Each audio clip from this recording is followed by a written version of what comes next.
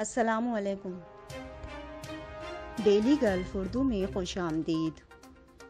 اماراتی حکومت نے بھارت کے لیے سفری پابندی کی مدت میں 15 جولائی تک توسیع کر دی۔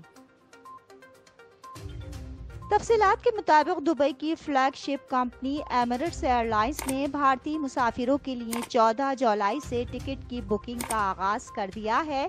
اس سے ایک دن قبل ایئر لائن حکام نے اعلان کیا تھا کہ بھارت کے لیے پروازیں معطل رہیں گی، جس کے بعد جمعے کی رات کو ایئر لائن نے ٹریول سیکشن کو اپنی ویب سائٹ پر اپ ڈیٹ کر دیا ہے، جس کے تحت بھارت سے سفری پابندیاں 15 جولائی تک برقرار رہیں گی۔ تاہم اس کے علاوہ کہا گیا ہے کہ یہ تاریخ بھی حتمی نہیں ہے۔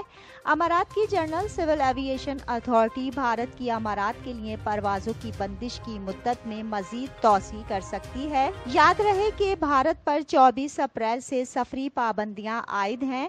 سب سے تازہ بیان ایک دن قبل national crisis and emergency management authority اور ministry of foreign affairs and international cooperation کی جانب سے سامنے آیا ہے، جس میں کہا گیا ہے کہ اماراتی شہریوں کے لیے بھارت کے سفر پر پابندی ہے۔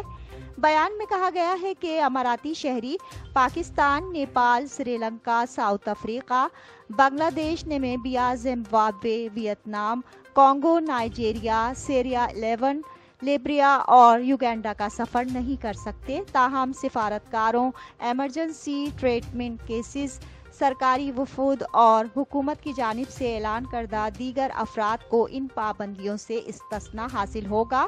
ابھی پاکستان اور بھارت میں مقیم ہزاروں شہری متحدہ عرب امارات میں اپنی فیملی اور ملازمت پر واپس آنے کی سر توڑ کوشش کر رہے ہیں۔